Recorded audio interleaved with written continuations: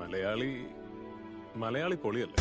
പക്ഷെ ഇങ്ങനൊരു വിഷയം നടന്നപ്പോൾ ഇതിൽ ഞങ്ങളുടെ ഭാഗം ശരിയാണെന്നും അപ്പുറത്ത് അവർ കൊടും ക്രൂരമായ നടപടികളാണ് അവർ ചെയ്തതെന്നൊക്കെ ജനങ്ങൾ തിരിച്ചറിഞ്ഞു.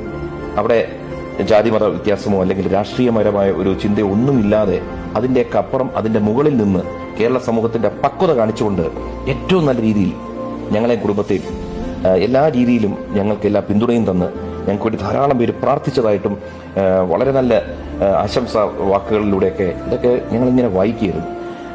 മക്കൾക്കാരെയല്ല, അത് ആൺമക്കളായാലും പെൺമക്കളായാലും, പ്രത്യേകിച്ച് ഒരു പെൺമക്കൾ അതിലൊരാൾ ഗർഭിണിയായിട്ടൊക്കെ ഇരിക്കുമ്പോൾ അവർക്കെതിരെ ഈ നോൺ അവെയിലബിൾ ചാർജസ് ഒക്കെ വരുമ്പോൾ സ്വാഭാവികമായിട്ടും നമ്മൾ വിഷമിക്കും. കാരണം ശനി ഞായർ ദിവസങ്ങളിൽ ഞങ്ങളെ തൂക്കിയിരുന്നെങ്കിൽ ജാമ്യം പോലും കിട്ടത്തില്ല. പ്രശ്നങ്ങൾ വരുമ്പോൾ നമ്മൾ പേടിച്ചു മാറരുത്, നമ്മൾ മുന്നോട്ട് വരണം. നമ്മുടെ ഭാഗത്ത് സത്യവും ന്യായം ഉണ്ടെങ്കിൽ അത് നമ്മുടെ മക്കളൊക്കെ ആണെങ്കിൽ അവരുടെ കൂടെ നിൽക്കണം. കൂടെ നിന്ന് നമ്മൾ സപ്പോർട്ട് ചെയ്ത് ആ കൊടുങ്കാറ്റിലൂടെ നമ്മൾ അവരെ പുറത്ത് കൊണ്ടുവന്നാൽ പിന്നെ അവർ അതീവ ശക്തരായി മാറും. നന്ദി. സ്നേഹത്തോടെ കൃഷ്ണകുമാറും സിന്ധു, അഹാന, ദിയ, ഇഷാനി, ഹൻസിക, ഒപ്പം അശ്വിൻ, പിന്നെ എന്റെ കൂട്ടുകാരുണ്ടായിരുന്നു. അവർക്കിതിലേക്ക് കേസുണ്ട്. അവർക്ക് വേണ്ടി എല്ലാം നിങ്ങൾ പ്രാർത്ഥിച്ചു പറഞ്ഞു. നന്ദി. നമ്മുടെ കുടുംബത്തിന് നിങ്ങൾ എല്ലാവരും തന്ന സ്നേഹത്തിന് ഒരുപാട് നന്ദിയും. Thank you so much.